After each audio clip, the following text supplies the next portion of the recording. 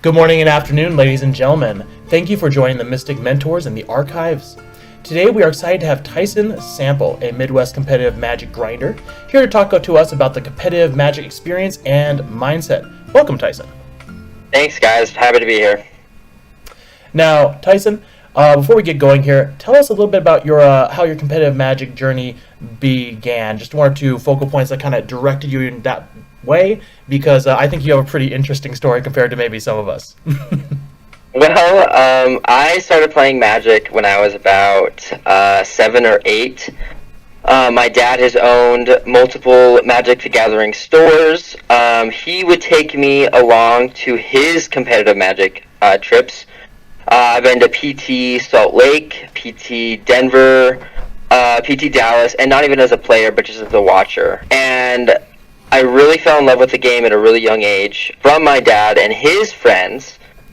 So when I finally became the age to kind of, really play, he would take me to those big tournaments and just let me play. Of course, I'd go, 0-5 drop, and still have a really good time. But recently, in the last couple of years, I've been really hitting the bigger tournaments, the 10Ks, the 2Ks, the 5Ks, and the RCQs. I went to RCQ San Diego and played and had a 5-4 record down there. I did not day 2. And then I went to Dallas with hopes to win my LCQs. I did not. That is how my competitive journey started and where I'm at currently. Awesome. Yeah, you've really been just putting your nose to the grindstone, so to speak, and just kind of attacking it. And I think that's a huge part of competitive mindset, is just the ability to keep on going even if you don't succeed, because I think we can agree that in these tournaments there's a lot of almost an attrition, because like any other marathon, playing in these tournaments is a marathon. You are trying to make it to a goal, and the ability to pick yourself back up and try it again and just keep on going back to it even when it doesn't always work, right, can be what actually attritions these tournaments more than anything else that we've seen here in the Midwest. Like, I know we both have seen the pool getting smaller and smaller, not just from players qualifying, but compared to when the season first started, when the RCQs first began, right, we're seeing less players because people are getting burned out, or they're getting, just kind of weeding them out, so to speak, right? Yep. Which, why, dear 100%. listener, is why we're talking about this today, because we want to make it so that you can get through those walls, so to speak. Runners call it the wall, which is where your body tells you you can't go anymore, but actually your body's lying to you, because your body is trying to protect you from overexerting yourself unnecessarily and burning energy. It's a very natural instinct, but your body can usually give a whole lot more than you could ever imagine. So I think, Mr. Tysen, you definitely embody that. That's awesome. I appreciate it. Yeah. And okay, so taking us, so you already talked about your term forms at RCQs and RCs a little bit, so we'll just keep on going. How do you approach tournament preparation? Do you have a specific set of steps or strategies you always follow? And how do you select your decks? Absolutely, great question. I kind of always start with what really did well in whatever MTG Online or MTG Arena tournament happened that week before. So usually there's a showcase or a 5K or something big on MTGO. And I always check the deck list and see what kind of did well in that.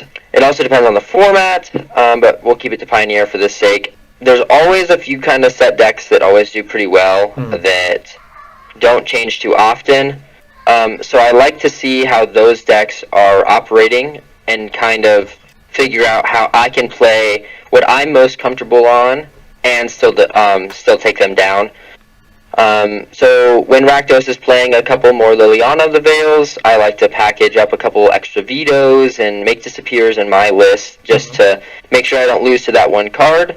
So I always check and try and see what everyone else is on to prepare my deck list a little bit. I also have a little bit of a crew that I run with, so I always ask them, what do we think is going to happen here?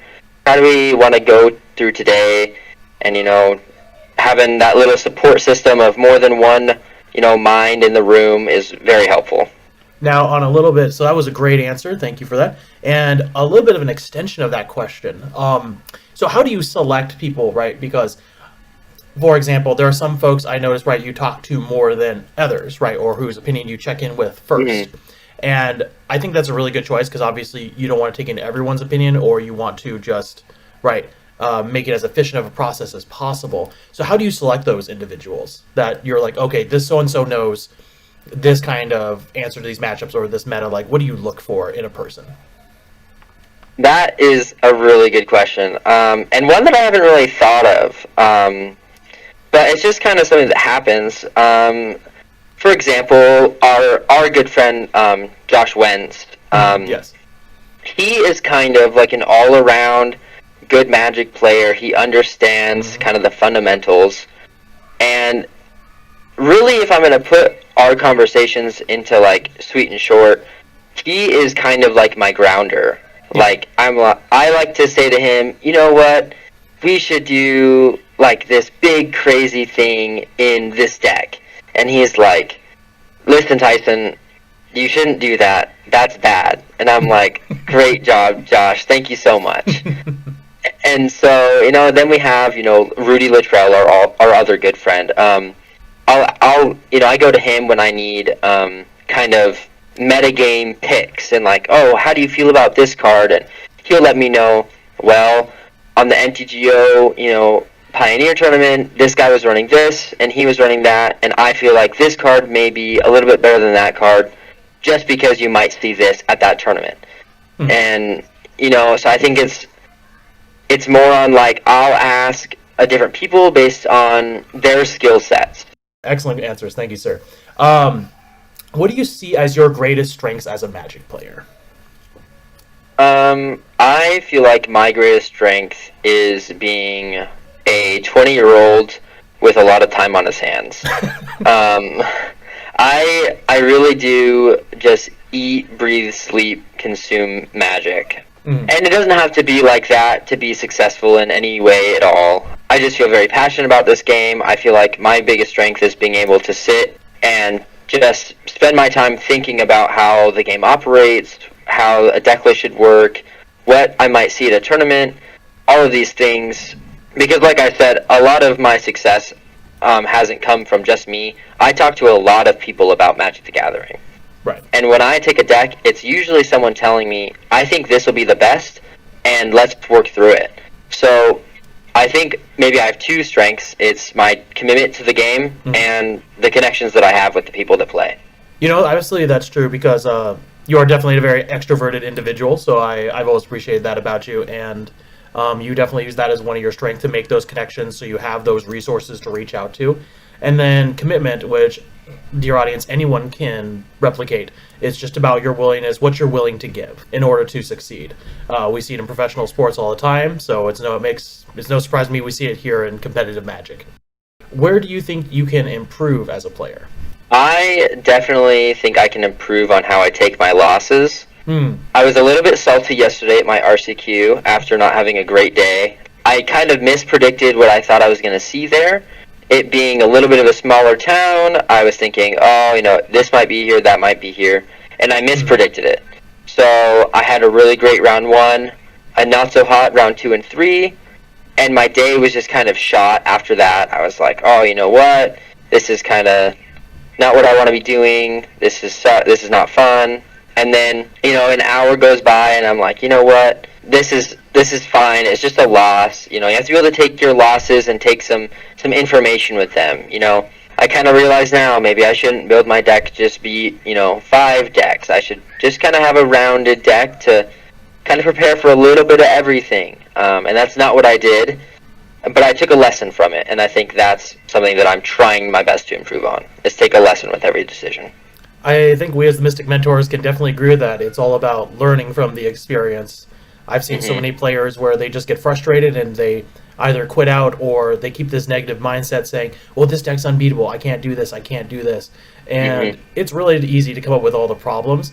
And what players should be doing is focusing on what are my solutions? What can I do to avoid that happening again? I think a lot of us can agree with you on struggling with that attitude after losing a game or losing a set of games even.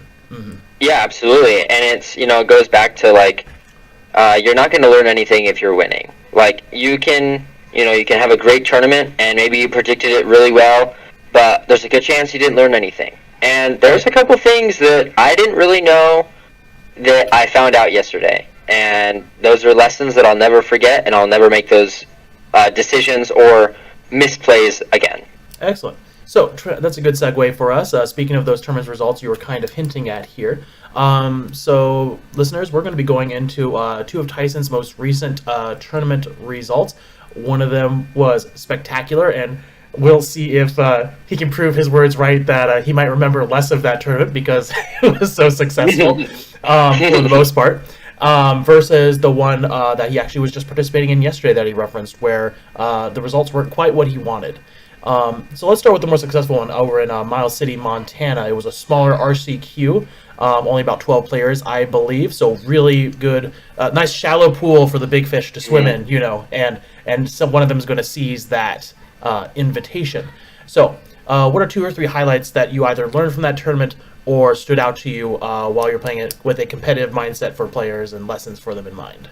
One of the things that I really took to heart from that tournament was no matter how hot you run in the day, there comes a point where even if you make no misplays, it's just not your day. Right. And I think that's something that a lot of people that I know struggle with, and they really take that to heart. They're like, oh, this sucked, I can't play anymore, I never want to play again. Mm-hmm. And you just have to realize, even if you make no misplays, sometimes the cards just aren't there. And another one that I realized was that you have to have a good competitive mindset to be able to really want to capitalize on all of your decisions. I played all of my bad matchups on that last Saturday.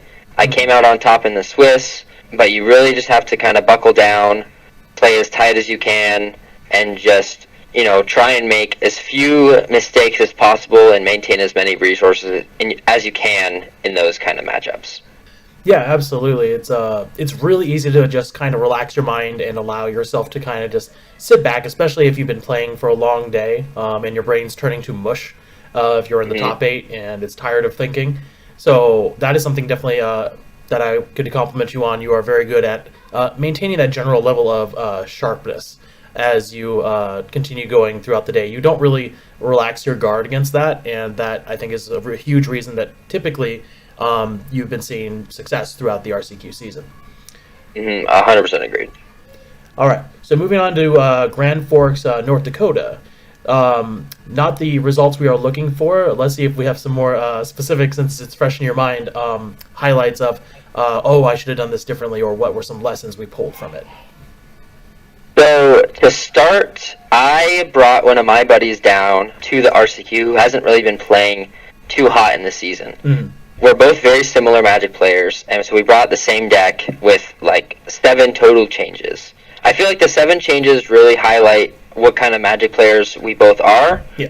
And, we were kind of talking, and I was like, you know what, I like these 7 cards because I expect this. And he said, I like these 7 cards because I expect this. And he predicted it 100% correctly. He had an amazing day. I believe he went 7-0. Oh, man. The only undefeated person in Grand Forks, North Dakota, as, it sounds, because he won. So sometimes you just take the wrong deck list, and that's okay. I think one of the things I learned the most was being able to kind of just make the best out of what you brought. I really enjoyed my time in North Dakota. They were all super nice. It was a little bit unfortunate. I went 1-2, and then I dropped. But it was just kind of unfortunate to run really, really hot in Miles City and then go to Grand Forks and have a rough day. But like I said early, you have to just kind of take a lesson with your decision. Mm-hmm. Pick up, go again, and know that it's not the end of the season. You just got to keep going. Right, absolutely. That endurance has to come back in. Got to keep running the marathon. Yep.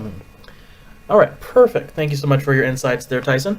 And you seem to also give us our post-tournament impressions, so we're going to move on instead to what's the best way you think to deal with a tough streak and loss? So you say, right, you just kind of move on. So are you saying, do you shove it into the back of your mind, so to speak, and just feel like, do the guy thing, well, the stereotypical guy approach, where we compartmentalize it? And we just shut it deep down inside somewhere and be like, we will never speak of you again. Or Or how, I feel like some. yeah, go ahead. I feel like many people do that, and they're like, you know what? I'm just not going to think about it. Let's just forget it. I've never done that bad in a tournament ever. It'll never happen again. But I feel like you learn the most when you lose. And I learned a lot about play versus draw in North Dakota, and how some of their turn 2 plays are just really, really good when you can't counter them. So you kind of have to try and just take as many lessons as you can with it. And even if it sucks and you get in the car and you're really upset, just try your best to think about all of your decisions that you made through the whole day. Like, should I have attacked here, or should I have held it here?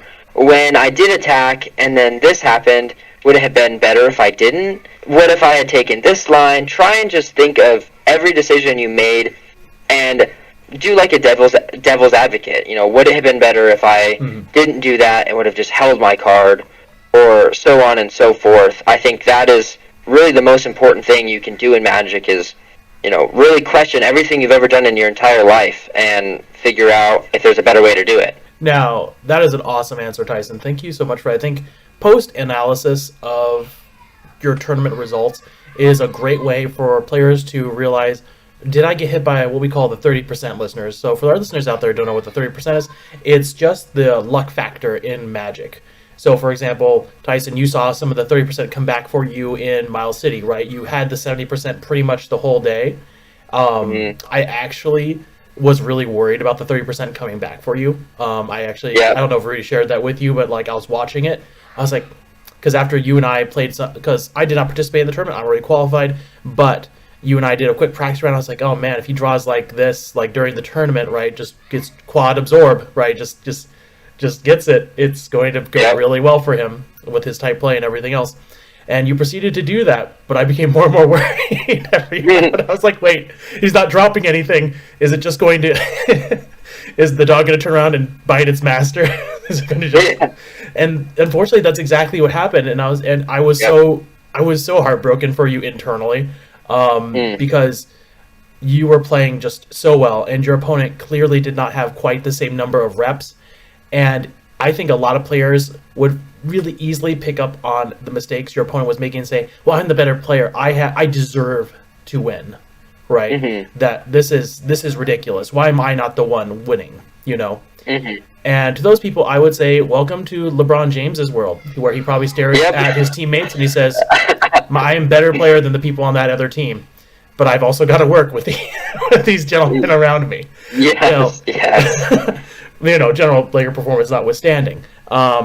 But that is really a tough pill to swallow, and it's always good to remember success, like luck, it doesn't owe you anything. It'll hand itself out to whoever happens to get it. All you can do, like Mr. Sample does, is keep giving yourself the opportunity, keep going back in, run the endurance, run the marathon, analyze your losses. And this is something I've begun doing. A good mentor tip that maybe Tyson, you've also been doing. I don't know if you have, so I'm going to check with you right now. Do you take notes after tournaments? I've started doing that, and it's helped me immensely both to process the post losses, because even though I joked about it earlier, shoving the problem down and deeply internally right doesn't actually solve anything. And I've actually started taking tournament notes, and then after tournaments or even after just casual games, writing down and looking over, what did I do? Do you ever take notes during tournaments or even post-tournament thoughts, just to kind of like look at and say, this is what happened, or are you keeping it all? No, I have a little, I actually take life, like your little life pad, and that's like my journal. I take my journal to that, and I'll write down whatever I thought was a new thing that I kind of saw, like a new interaction, a new thought process, or something that absolutely just blew me out of the water that I never want to lose to again. And I'll write that down in my journal and then take it to my girlfriend and tell her about it. And she doesn't particularly care too much, but aside from taking the notes and writing down, how your tournament went, how your turns went, how this game went, reading it and putting it out like through your mouth and saying it and having someone listen to it is almost, but not as, it's almost more important than just writing it down. Like writing it down and then talking about it, and really getting your brain to understand whatever happened, why I lost, or how I could have played better, or this interaction, or how this keyword works with this other keyword, 2 or 3 times of writing it, reading it, saying it is absolutely phenomenal, and everyone should do that. Yes, absolutely agreed. If you want to go into anything competitive, you need to do some self-analysis. So, moving on to our last one, okay? So, Tyson, if there's one lesson, let's say you're our audience, right, forgets everything else that you've said, because we've covered it comprehensively. We've talked about tournament play. We've talked about deck selection, the mindset needed going into tournaments. What's one lesson you would want them definitely to keep, either for personal use, right, just personal life, or for competitive match? Just one lesson they need to remember as we close out here. I think one lesson everyone should remember is to pick yourself up after a loss. You might have lost the game, but the war's not over. There's always another FNM. There's always another tournament. There's always another RCQ, and there's always another Pro Tour. Trying to take as many lessons from your games, tournaments, rounds as you can is very crucial in learning. It has to be done to improve. And I think that is the best way for anyone to learn, is to lose. So take your losses and learn your lessons. Excellent. So, ladies and gentlemen, thank you for joining the Mystic Mentors. As we exit the archives, we would just like to thank Tysen Sample for coming in and giving us his perspective from a real-life, hardcore RCQ, RC grinder, and the lessons that he's imparted to us. Please remember the lessons that he's given to us from deck selection, player connections, and self-reflection after tournaments. We wish you a good night.